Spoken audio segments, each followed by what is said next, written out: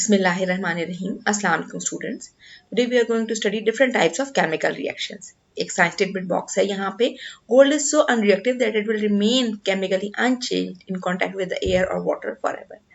Gold में क्या खास बात है कि ये अनरिएक्टिव है, इसलिए चाहे एयर में हो चाहे ये वाटर में हो, ये अपनी ओरिजिनल एलिमेंट की कंडीशन या सिचुएशन बरकरार रखता है. अच्छा, केस 1 क्या है? Burning of fuel. Burning of fuel से आप सब वाकिफ हैं. हम घरों में चूल्हा जलाते हैं, हीटर जलाते हैं खाना पकाने के लिए. आतिशबाजियों में भी बर्निंग होती है. वुड कप की बर्निंग, कोल की बर्निंग, पेपर की बर्निंग आप सब ने यकीनन देखी होगी. बर्निंग या कंबस्टन जो है वो क्या है? It is a chemical reaction between fuel and oxygen in the air. इस रिएक्शन से जो एनर्जी रिलीज होती है वो in the form of heat and light होती है. Substances when they burn they are said to be the substances which can burn they are called flammable. हर वो चीज जो जल सकती है उसको कहते हैं फ्लेमेबल.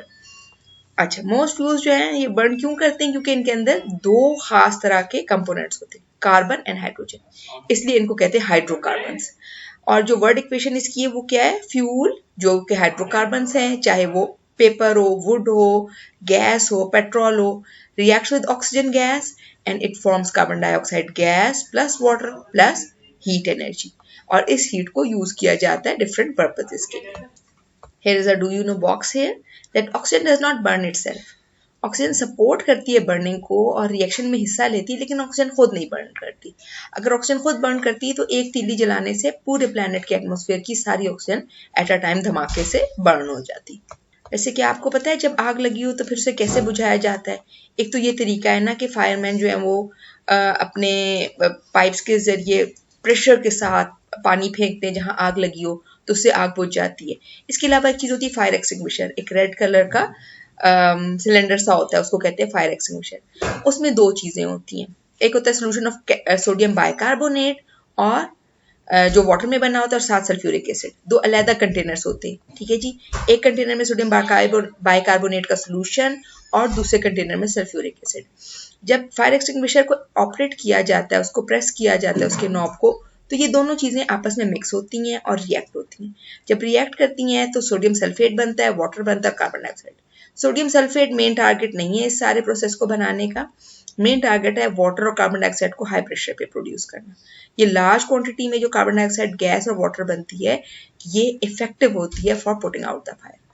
कार्बन डाइऑक्साइड ना खुद जलती है ना हेल्प करती है कंबस्टन को. ये हैवियर देन एयर है, इसलिए जहां पे भी कार्बन डाइऑक्साइड डाली जाए वो ऑक्सीजन की सप्लाई उसके लिए रोक देती है. इस तरह वो आग बुझ जाती है. So carbon dioxide is used in fire extinguisher to extinguish or put out fire. There's a hands-on activity here कि अगर आप एक बर्निंग कैंडल लें और आप किसी जग में या ग्लास में कप में थोड़ा सा बेकिंग सोडा और थोड़ा सा विनेगर डालें और जैसे ही वो मिक्स हो उसको फौरन उस कैंडल के ऊपर डाल दें, तो बेकिंग पाउडर और या बेकिंग सोडा और विनेगर मिक्स करने से कार्बन डाइऑक्साइड बनती है.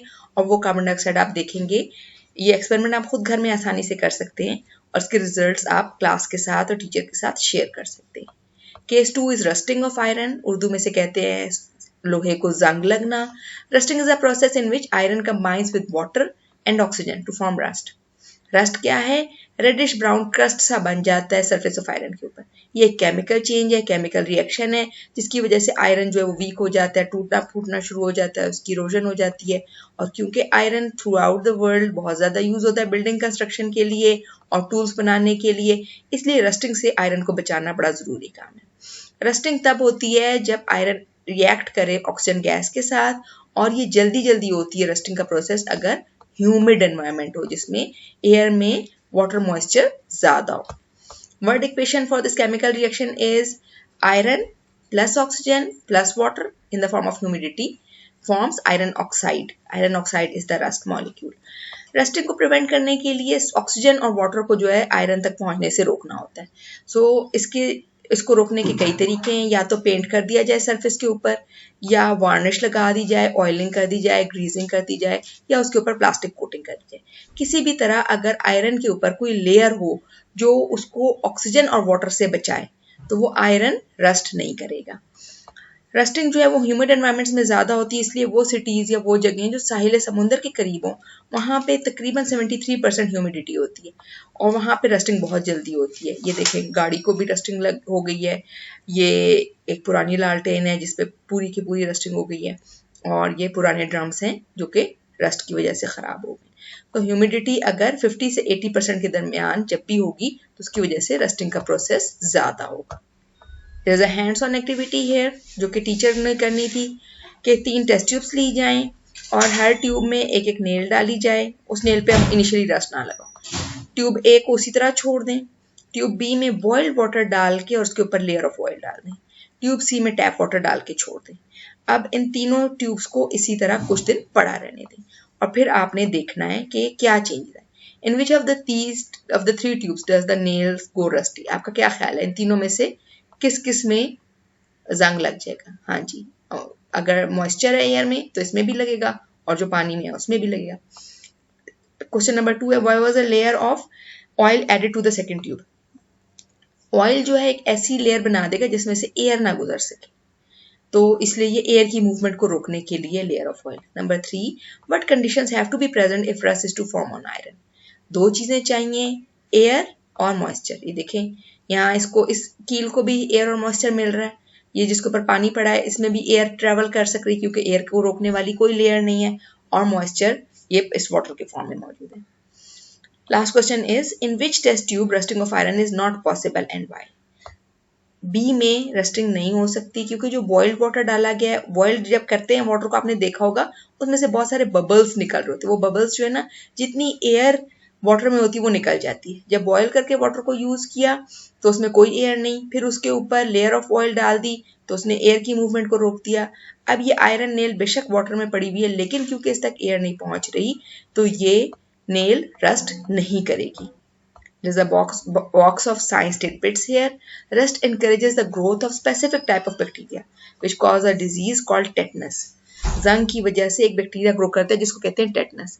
ये बैक्टीरिया अगर रस्ट के जरिए ब्लड में चला जाए, कहीं से हमें कोई कील चुभ जाए, किसी रस्टी चीज से हमारी स्किन डैमेज हो जाए तो हमारे अंदर टेटनस का बैक्टीरिया चला जाएगा। अगर टेटनस का इलाज ना किया जाए, उसको रोकने की कोशिश ना की जाए तो इससे डेथ भी हो सकती है। इसलिए अगर कभी भी जंग वाली चीज से चोट लगे, खून निकले या स्किन डैमेज हो तो फौरन से टेटनस का इंजेक्शन लगवाना चाहिए ताकि टेटनस से बचा जा सके। Case number 3 is tarnishing of silver. Silver objects get a black coating over time when they are exposed to air. Polish silver जो है वो विद टाइम ब्लैकन हो जाती है। ये देखें ये एक सिल्वर स्पून है, बिफोर टार्निशिंग ऐसा है और कुछ अरसे अगर पड़ा रहेगा हवा में तो ऐसा हो जाएगा। ये एक लॉकेट है और उसकी चेन है सिल्वर की। ये शुरू में ऐसी थी, बाद में कुछ दिनों में इसके ऊपर टार्निशिंग से ऐसा हो गया। अगर आपके पास सिल्वर की कोई भी चीज़ है तो आपने नोट किया होगा कि सिल्वर की ज्वेलरी या बालियां जो भी हैं वो थोड़े दिनों में ब्लैक हो जाती हैं। क्यों ब्लैक होनी शुरू हो जाती हैं ऊपर से? क्योंकि traces of hydrogen sulfide in the air are present which react with the silver to form black silver sulfide. इसकी वर्ड इक्वेशन क्या है? सिल्वर जो कि ये स्पून है या कोई ज्वेलरी है, थोड़ी बहुत हाइड्रोजन सल्फाइड जो एयर में है और ऑक्सीजन जो एयर में, ये आपस में रिएक्ट करके सिल्वर सल्फाइड और वाटर बनाते हैं। सिल्वर सल्फाइड इसके ऊपर जम जाता है ब्लैक सी लेयर के फॉर्म में। कभी आपने अपनी किसी सिल्वर की चीज को साफ किया है? वैसे अगर डेंटोनिक से साफ करें ना तो बहुत अच्छी साफ हो जाती है, सिल्वर बिल्कुल चमक उठता है। That's all for today.